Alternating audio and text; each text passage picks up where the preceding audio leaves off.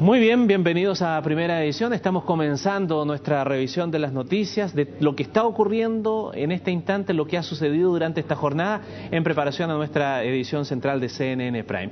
Y comenzamos contándole que las relaciones del último tiempo entre el Ejecutivo y el Poder Judicial parecen tener más roces que encuentros.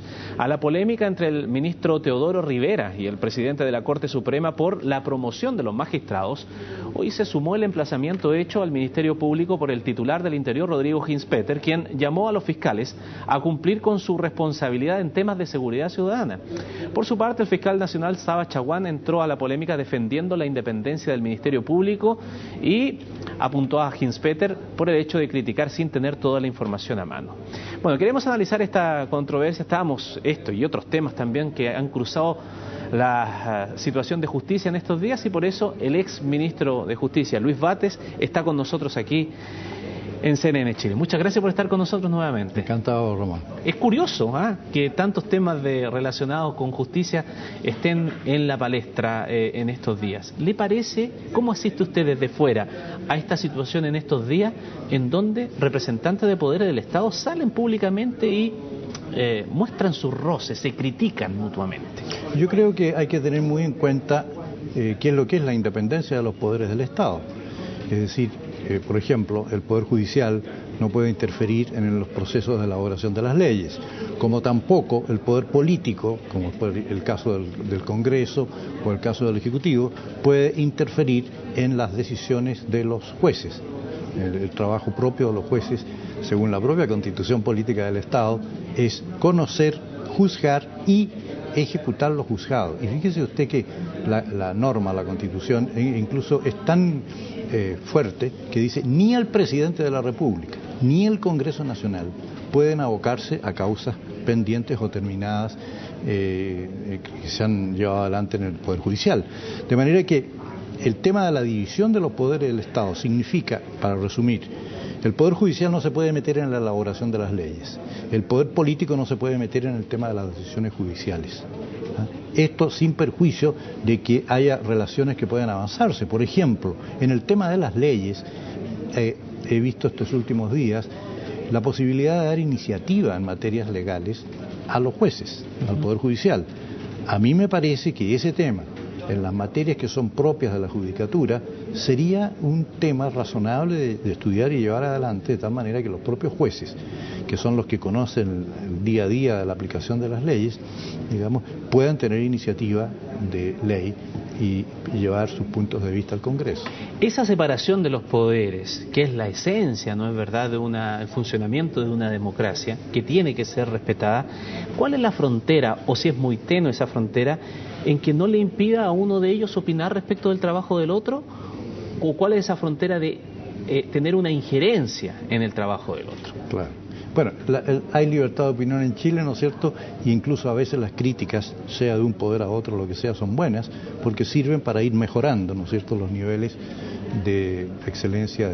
Pero la independencia va orientada fundamentalmente a que las partes involucradas en un proceso tengan la seguridad de que el juez, de acuerdo a las características propias de cada caso, que esto es muy importante de enfatizar, los casos que conocen los jueces tienen complejidades, tienen circunstancias, alguien dijo por ahí, son como la huella dactilar de la vida, cada caso es un caso distinto, y esto es muy importante, Ramón, porque la gente muchas veces opina sin conocer qué antecedentes tiene un juez para tomar una decisión en un sentido o en otro, porque los propios incluso medios de comunicación social, ¿no es cierto?, no pueden estar informando la totalidad de un caso que tenga un juez, generalmente lo hacen con información fraccionada. En consecuencia hay que ser muy prudente cuando se hacen estas apreciaciones, un poco al voleo, como se dice, sobre el comportamiento de los jueces o de las policías o de los fiscales.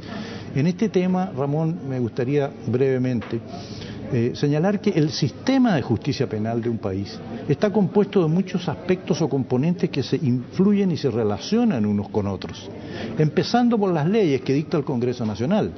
A veces hay leyes buenas, a veces hay leyes no tan buenas y que dificultan el trabajo de los jueces. Leyes sustantivas, fíjese usted, Ramón, que durante el gobierno del presidente Lagos se elaboró un anteproyecto de Código Penal, ley sustantiva, con un trabajo de más de 7 u 8 años y que desgraciadamente los ministros que han sucedido no lo han llevado al Congreso Nacional, digamos, que sería un buen aporte para el sistema.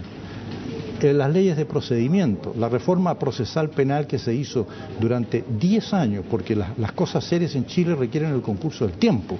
Una reforma de esa envergadura que le ha dado transparencia, publicidad, celeridad al conocimiento de los procesos relacionados con el sistema antiguo, una reforma de esa naturaleza es poco conocida por la opinión pública, es poco conocida por el ciudadano común. Por eso, y excúseme la publicidad, en el Centro de Educación Ciudadana que yo dirijo en la Universidad San Sebastián, estamos trabajando en hacer la justicia y el derecho lo más cercano posible al ciudadano común, especialmente en aquellas materias que son de la vida cotidiana de las personas. Entonces, lo que quiero decirle de que el componente del sistema, están las leyes, están las policías, y permítame, Ramón, reivindicar y aprovechar este momento para reivindicar a Carabineros de Chile. En mi entender, y conozco bien el trabajo de Carabineros de Chile, es una institución que debería ser orgullo nacional por los grados de profesionalismo, por la probidad de sus funcionarios y una serie de otras virtudes. Y sin embargo, por X situaciones, ¿no es cierto?, se salpica a veces esa eficiencia y esa eficacia de Carabineros de Chile. Están las policías, están los servicios que dependen de justicia y que tienen que ver también con el sistema, está el trabajo de los abogados, etcétera, etcétera. Entonces, el sistema, cuando se toman medidas antidelincuencia, hay que estar viendo qué medidas pueden influir otras medidas. Lo ponía como ejemplo hace muy poco tiempo. Si se anuncia 10.000 carabineros a la calle, ¿no es cierto?, como efectivamente, y parece razonable, pero hay que pensar también qué efecto o qué impacto va a producir 10.000 carabineros nuevos en la calle en los demás componentes del sistema, en el trabajo de los fiscales, en el trabajo de los jueces, etcétera. Es tan complejo esta situación, son tantas las partes intervinientes como usted bien lo ha detallado aquí, que uno entendería o podría entender que un ciudadano de la calle pudiese tener tal vez una opinión mucho más falta de conocimiento, porque no tiene por qué manejar todo esto antecedente. Pero cuando una autoridad dice que todos tienen que dar la cara, como dice el ministro Hinspeter en el día de hoy, y apunta directamente al trabajo de los fiscales, por ejemplo, una de las partes de lo que usted aquí ha detallado, también parte del sistema. Y dice, los fiscales deben explicar cuál es su razonamiento, y más encima pone un caso específico. Usted acaba de decir, cada caso tiene su complejidad, cada caso tiene una circunstancia que explica las resoluciones que se van tomando. Y el ministro Hinspeter dice, los fiscales deben explicar cuál es su razonamiento, y pone como ejemplo lo sucedido en Quilicura. Dice, una persona de 16 años murió, Carabineros tomó detenidos, ellos estaban manchados con sangre, tenían armas, fueron a sus casas, les encontraron revólveres, un montón de cartuchos, escopetas, pesas, drogas, y a 4 de esas personas el fiscal de turno les preguntó dónde viven y los deja libres. Bueno, yo le diría... ¿Le parece demasiado aventurera una situación así de un ministro del Interior? Lo que pasa es que esas situaciones puntuales pueden llevar a una percepción equivocada de la ciudadanía. El sistema procesal penal que se instauró en Chile, con el apoyo inmensamente mayoritario de los partidos políticos, de todas las tendencias de los partidos políticos, apoyo académico, apoyo internacional, etcétera, como le digo, bien hecho durante 10 años. Ese es el sistema que se instauró y el cual se aplican o los fiscales o los jueces. Ese es el mecanismo y el sistema acogido. ¿Me entiende usted? Entonces, criticar un caso particular, creo yo, dentro de un sistema en que el trabajo que hacen los jueces o los fiscales o los que sean es el suyo propio, en las características propias de cada caso, no me parece razonable, por el hecho de que incluso el Ministerio Público es autónomo de acuerdo con la Constitución Política del Estado, como lo es también el Poder Judicial, ¿no es cierto? De manera que me parece que es bueno a veces constituir mesas de trabajo en las cuales se puedan conversar estos temas. Excúseme de nuevo la autorreferencia. Cuando yo estuve ministro de Justicia constituimos una mesa judicial, que fue muy conocida en su momento, con el Poder Judicial.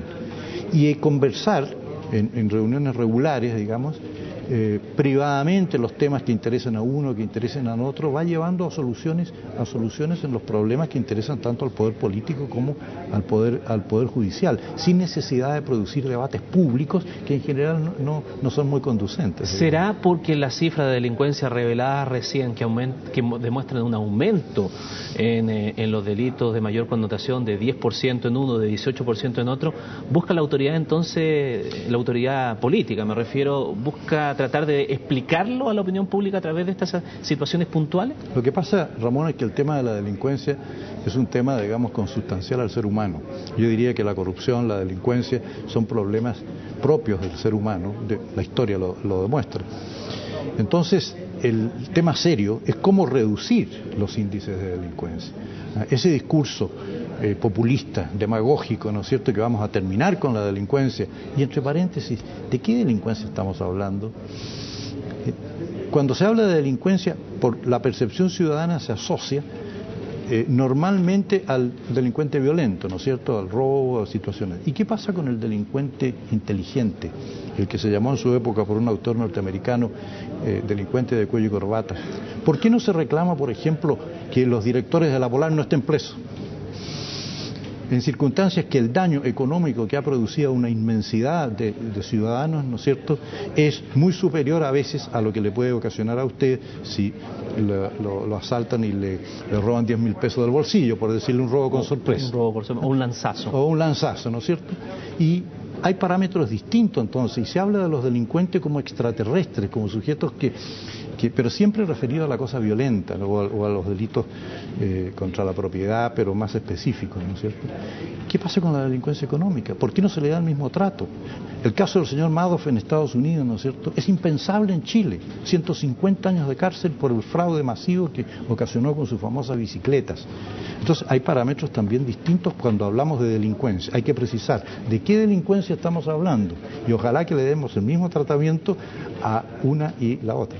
Sigamos conversando, pero vamos a una pequeña pausa y regresamos de inmediato.